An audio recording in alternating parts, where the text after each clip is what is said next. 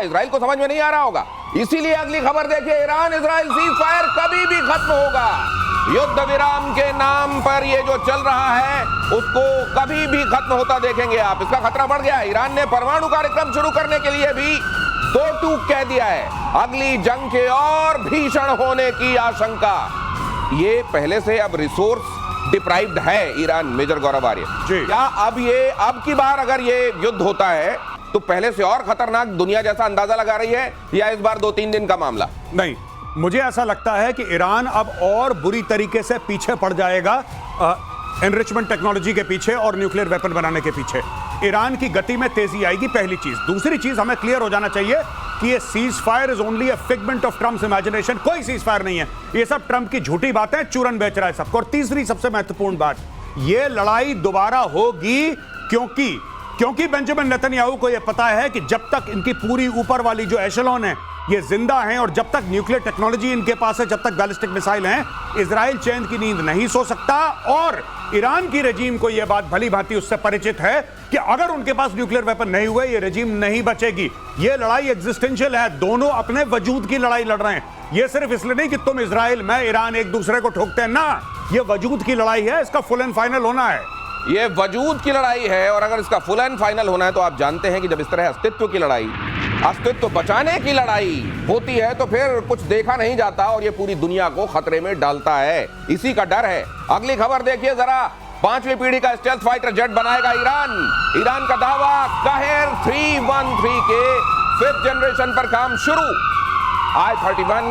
J-31 माफ कीजिए, और F-35 से ये खतरनाक होगा। ये कहर कहा जा रहा है कि J-35 F-35 से खतरनाक होगा और ये आसमान में वो कहर बरपाएगा कि दुश्मन त्राहिमाम कर। अचानक इनको समझ में आ गया है कि हमारे लिए फाइटर जेट बड़े महत्वपूर्ण है। मिसाइल करते करते फाइटर करने लगे। दिनेश, इसमें तो थोड़ा हास्यास्पद है। ये कहर 313 अब 3 टाइम्स अनलकी है, ये समझ लीजिए जो नंबर इसका है। और ये 2013 में शुरू हुआ था, तो 4 टाइम्स अनलकी है। ये तब से बंद पड़ा था। अब इन्हें सडनली जाग उठी है कि हम स्टेल्थ फाइटर, आप जिसको देखिए वही स्टेल्थ फाइटर बनाने निकल पड़ा है। जैसे कि टेक्नोलॉजी स्टेल्थ फाइटर की सड़कों पे मिल रही है। लेकिन आप कई बार ऐसी बातें बताते हैं जो मेरे जैसे लेमैन को भी बड़ी महत्वपूर्ण जानकारी। आपने एक बात मेरे को बताई थी कि बना लो स्टेल्थ, VHF वाला रेडार तो पकड़ लेगा। वो रेडार जो जनरली आप चलाते हैं उसमें नहीं होता वो बैंड, लेकिन वो वाला VHF वाला लाएंगे तो पकड़ लेगा। फिर इनके स्टेल्थ क्या करेंगे? स्टेल्थ ये एक है ना, माहौल बनाए रखिए। माहौल स्टेल्थ। हाँ। हम इतने हैं, कहर बनाएंगे। अरे कहर बनाओगे, पहले अपने कहर को बचाओ। अच्छा सर, ये पाकिस्तान वाला एक और रिजेंबलेंस, हम अक्सर बात करते हैं ईरान और वहां वाली एक और खतरनाक नाम कहर जी, और कह रहे हैं वो 5 कितने सालों से बन ही रहा है जी। लेकिन एक और मैं आपको बात बताता हूं, हाल ही में जो चाइना के एक्सटर्नल अफेयर्स मिनिस्टर हैं, उनका एक बयान है कि हम ये नहीं चाहते कि रशिया और यूक्रेन की लड़ाई में रशिया हारे। उसका कारण है, देखिए इसका सब कनेक्टेड है। पूरा फोकस चीन में हो जाएगा। वो कहते हैं पूरा फोकस चाइना में हो जाएगा। तो जिस तरीके से ईरान इस्तेमाल करता है हुथियों को, हमास को, हिजबुल्लाह को, उसी तरीके से चाइना इस्तेमाल करता है नॉर्थ कोरिया को, पाकिस्तान को, ईरान को। यानी कि जिस तरीके से हमास ईरान की प्रॉक्सी है, उसी प्रकार से ईरान जो है वो चाइना की प्रॉक्सी है। आपको एक बात ये समझनी पड़ेगी, चाइना की प्रॉक्सी है सर। और चाइना हथियार देगा क्योंकि चाइना यह चाहता है कि ये वहां पे आग लगाए रखे मिडिल ईस्ट में। तेल के प्राइसेस को चाइना कंट्रोल कर सकता है, पहली चीज। दूसरी चीज, अमेरिका वहां पे फंसा पड़ा रहेगा because of Israel.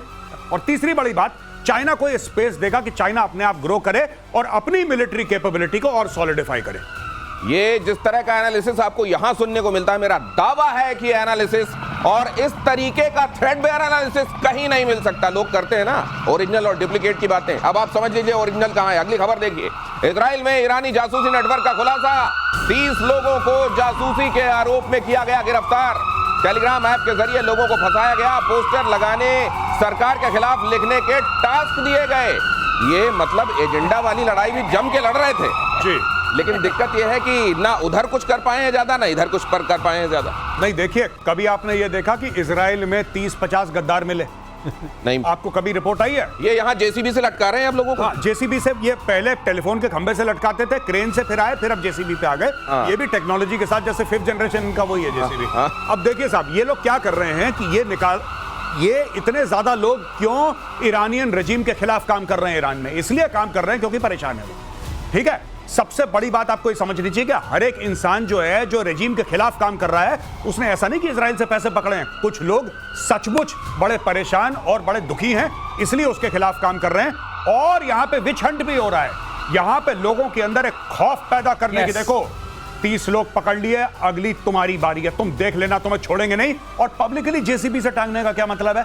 Publicly JCB से टांग रहे हैं, यानी कि आप पूरे माशरे में, पूरे मुल्क में आप एक मैसेज दे रहे हैं कि जिसने रजीम के खिलाफ बात करी, ईरान के खिलाफ नहीं, जिसने रजीम के खिलाफ बात करी, वो जेसीबी पे पाए जाए। दिनेश, आप कहते हैं, मैं एक चीज और पढ़ रहा हूं, अगर आप जेसीबी से लटका रहे हैं लोगों को और भय खौफ फैला रहे हैं, इसका मतलब आपको ये भी खौफ है कि रजीम में चेंज होने वाला है। ये डेस्परेट अटेम्प्ट है। ये डेस्परेट अटेम्प्ट है। Correct. अंदर की बात कुछ और हो सकती है, बाहर निकल के बोलना, मॉर्निंग करना, वो सब ठीक है, लेकिन अंदर क्या हो रहा है? सर लेकिन ये जो पूरा इलाका है, जिसको खित्ता कह लीजिए आप, जो उनकी लैंग्वेज में, यहाँ तो तरीका ही यही है, पत्थर मारना, यूं लटका देना, यही तो ये ह्यूमन राइट्स वाले बेसिकली लोग, इन्होंने खौफजदा ही कौम पैदा की है, उसी के सहारे चल रहा है सब कुछ। तो ये खौफ का ही कारोबार है ये पूरे इलाके में। मिडिल ईस्ट में अमेरिका के खिलाफ साजिश, अगली खबर, मिडिल ईस्ट में अमेरिका का दबदबा खत्म होगा।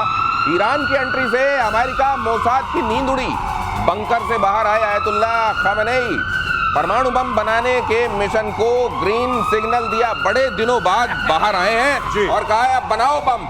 पहले कहते थे हम शांतिपूर्ण इस्तेमाल करेंगे, अब इन्होंने गो अहेड कर दिया। लाइट दिखाई है, ग्रीन लाइट दिखा दी। ये ग्रीन लाइट साहब बड़े दिनों से दिखा रहे हैं ग्रीन लाइट। ये इनकी ग्रीन लाइट ऑफ कर दी थी इजराइल और अमेरिका ने मिलकर, अब दोबारा इन्होंने बेसिकली क्या है कि जब उन्होंने बोला कि आईएईए के जितने भी इंस्पेक्टर्स हैं बाहर निकलो, हम इस मुआहदे से अपने आप को पीछे खींच रहे हैं, अब हम इसका पार्ट नहीं है। बेजा साहब बीच में रोक रहा हूं जी, क्योंकि मेरे मन में एक कौतूहल है कि अगर आपको मालूम था, जैसा आपने कहा कि हमें मालूम है कहां है खामेनेई जी, और आपको ये मालूम है कि यही सबसे बड़ा थ्रेट है जी, इनकी आइडियोलॉजी है एक्चुअली ये परमाणु हथियार बनवा रही है जी, तो आपने फिर इनको बनाए क्यों रखा हुआ है? या तो आपकी वो जो आपने दावा किया था वो झूठा था जी, और या फिर आप थ्रेट कहते तो हैं लेकिन थ्रेट को बने रहना देना चाहते हैं जी, क्योंकि इसमें बहुत समय से नेतन्याहू, देखिए इजरायली जो है अमेरिकन पे डिपेंडेंट हैं जी, और 20 साल से नेतन्याहू एक ही बात कह रहा है कि इनको निपटाओ, इनके न्यूक्लियर प्रोग्राम पे बम मारो, ये करो वो करो, दुनिया भर की चीजें। नेतन्याहू पहली बार नहीं, नेतन्याहू जब भी अमेरिका जाता था, जब भी मिलता था या अमेरिकन वहां पे आते थे इजराइल में, नेतन्याहू का एक एजेंडा था कि ईरान के ऊपर बम मारो। और नेतन्याहू कब से बोल रहा है, अब जाके वो चीज थोड़ी बहुत पूरी हुई है। आप ये कह रहे हैं कि नेतन्याहू तो मारना चाहते थे, ईरान अमेरिका ने हाथ पकड़ लिया? मैं वही कहना चाह रहा हूं। दिनेश एक बात कहूं, जैसे आपकी सरलीकरण वाली भाषा में, ये पिक्चर अभी बाकी है। ये पिक्चर जो इंटरमिशन हुआ है कि क्या है? आपने विलेन को मार दिया तो पिक्चर कैसे चलेगी? ये भी बात है। ऊपर से सामान भी बेचना है, सामान बेचना है, मेन है ट्रेड डील। जी, वहाँ खतरा बढ़ेगा। आप देखिए सबने 5% कर दिया, इधर भी सामान खरीदा। ये गजब का एनालिसिस ये भी देखिए, इसीलिए आप बयानों में अंतर देखिए। एक तरफ जहां नेतन्याहू आपको एकदम एग्रेसिव दिखाई दे रहे थे, ये ट्रम्प देखिए पहले कहा कि हमको मालूम है लेकिन हम नहीं करेंगे, और बाद में आके क्या कहा, आप तेल बेचो, आप महान हो सकते हो, मेक ईरान ग्रेट अगेन। अगली खबर, गाजा के 130 ठिकानों पर हमले के बीच बड़ी खबर, इजराइल के रक्षा मंत्री का बहुत बड़ा बयान, गाजा पट्टी पर पूर्ण कब्जे से ही निर्णायक जीत होगी। ये पूरी पट्टी पर जब तक हम ऑक्यूपाई नहीं हो जाएंगे तब तक हमारी कंक्लूसिव जीत नहीं होगी, ये कहना है वहां के। मतलब यहां भी पिक्चर बाकी है। बिल्कुल, देखिए वो तो मैं आपके प्रोग्राम में पहले भी बोल चुका हूं कि जब तक इन्फेंट्री का सोल्जर जाके वहां पे बूट्स ऑन ग्राउंड जिसको हम कहते हैं, जब तक वहां पे जाके आप इलाके को ऑक्यूपाई नहीं करेंगे, जब तक वहां पे इजरायली फौज नहीं घुसेगी और हर एक गली, हर एक चौबारे को ऑक्यूपाई नहीं करेगी, तब तक आप कुछ नहीं कर। हवा से आप बम मारते रहिए, क्या होगा? मलबा हो जाएगा ना पूरा शहर। उसके बाद क्या होगा? लोग अंडरग्राउंड चले जाएंगे। जब तक आप वहां पे घुस के क्लीनिंग नहीं करेंगे अंदर से, तब तक कुछ, ये तो नॉर्मल फैक्ट ऑफ वॉर है, ये तो होता ही है। जब तक आप फिजिकली नहीं घुसेंगे कहीं पे, तब तक कुछ नहीं हो सकता। कितने ड्रोन मार लो, कितनी हाइपरसोनिक मार लो, और झाड़ू लगवा के मानेंगे नहीं, लेकिन मैं उसमें कमेंट्स भी पढ़ रहा था। इसमें जो कमेंट्स आए हैं उनके इस स्टेटमेंट में, नीचे उधर वाले जो भाई लोग हैं वो कह रहे हैं कि ये हम तो अपनी आजादी की लड़ाई लड़ रहे हैं, अस्तित्व तो तुम्हारा खत्म होने वाला है। ये वही चीज है। ये मुझे लगता है ये खुद इजरायली लिख रहे हैं नीचे। क्या होता है कि ये फॉल्स फ्लैग, इजरायली कह रहे हैं हम तुम्हें मार देंगे, हम तुम्हें मार देंगे। वो पता लगा वहां पे गुस्सा हो गया, उसने बम मारा। लिखने वाला वहीं कहीं बैठा था बगल में।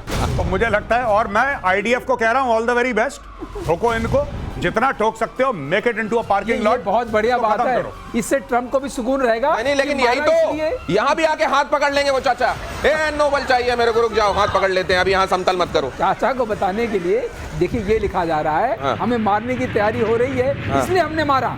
नहीं लेकिन सही ट्रम्प बताया। यहाँ हमास वाले मामले में हाथ पकड़ लेंगे एक जगह जाके, यहाँ पे नहीं सुनेंगे यहाँ नेतन्याहू। पे नहीं पकड़ रहे हैं, नहीं पकड़ रहे हैं, नहीं पकड़ पाएंगे क्या? नहीं पकड़ पाएंगे, नेतन्याहू सुन नहीं रहे हैं, अच्छा, क्योंकि मामला बिल्कुल आर पार वाला है। हाँ। अगर वहां वो घुस गए, अभी उन्होंने सफाई नहीं की, बाद में सफाई करना, लॉन मोवर चलाना बड़ा मुश्किल हो जाएगा, घास तो छीलनी पड़ेगी। नहीं तो ये जो आप कहते हैं बार बार कि घास को काटना बड़ा जरूरी होता है, यहाँ तो घास की गलती भी है जी। अब ये गलती भी है तो टाइम कितना लगने वाला है? टाइम इसमें बहुत लगेगा। जब आप देखिए इजरायली फोर्सेस जब जाएंगी तो एक एक गली मोहल्ले करके पूरे गाजा पट्टी को सुरंग क्लियर भी। करना, सुरंग भी, सुरंग एक चीज है, सुरंग एक चीज है।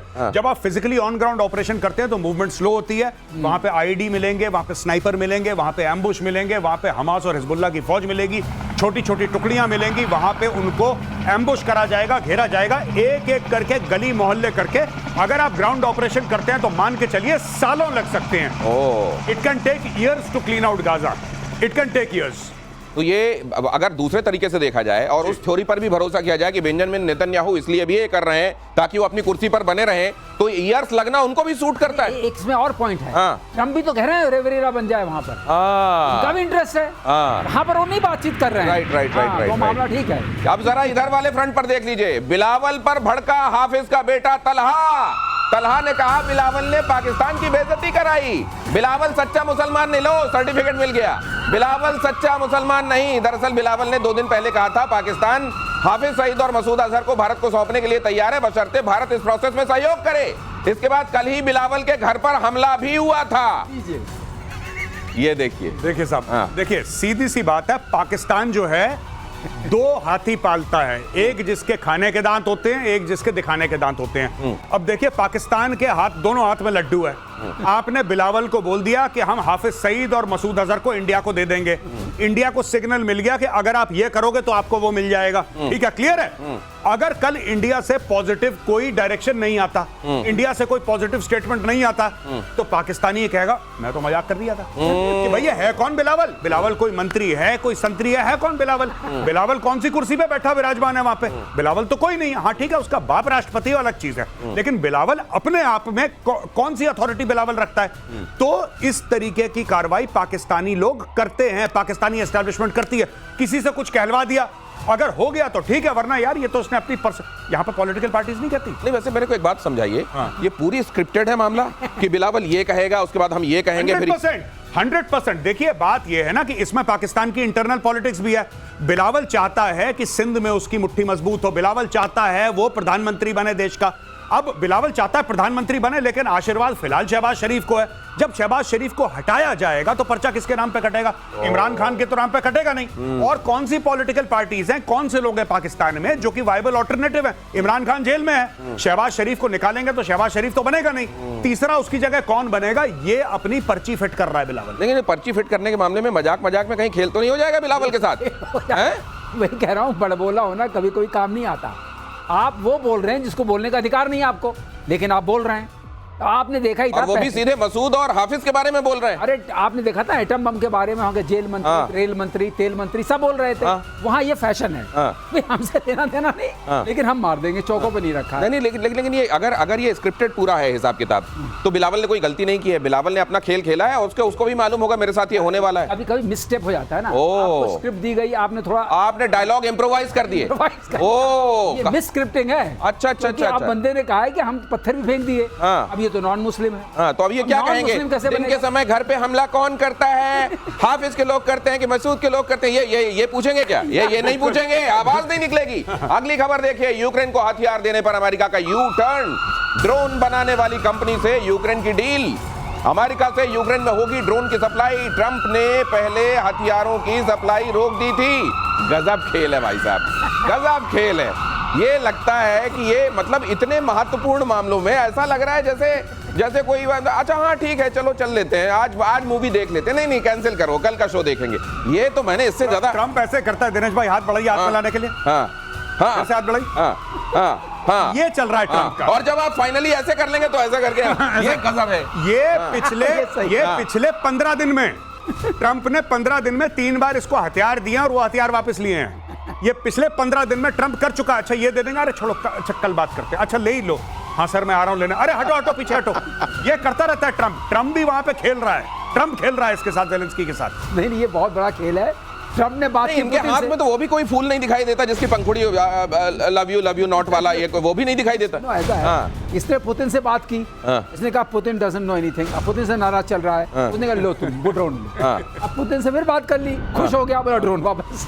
अभी ड्रोन बेचारा निकला नहीं है फैक्ट्री से, आना जाना लगा हुआ है। यही चलता है। मुझे ये लगता है कि अपने बच्चों की अब सबकी शादियां वादियां पता नहीं है, पढ़ना पड़ेगा कि इन्होंने निपटा लिया कि नहीं, वरना जहां ये संबंध करके आते अगले दिन कहते हैं हाँ नहीं यार हमने मन बदल दिया, फिर नहीं नहीं हम ये जारी है कार्ड छपवाओ, कार्ड ये वहां कार्ड बैंड 12 हो जाता, ये पहुंचते नहीं वहां बारात लेके। ये क्या करते हैं कि वेडिंग कार्ड में लिखते हैं अमित की जगह सुमित लिखो, कहानी खत्म, आगे बढ़ाओ। हाँ छोटे वाले से कराओ, छोटे वाले से कराओ। नहीं साहब चेहरा तो उसका दिखाया था, नहीं नहीं कोई बात नहीं, अच्छा चलो ठीक है सबसे बड़े वाले से करा देते हैं। ये हाल है इनका। ब्रिक्स देशों को ट्रंप ने दी धमकी। ट्रंप ने क्या कहा जरा देखिए, अमेरिका विरोधी देशों पर एक्स्ट्रा टैरिफ लगाएंगे।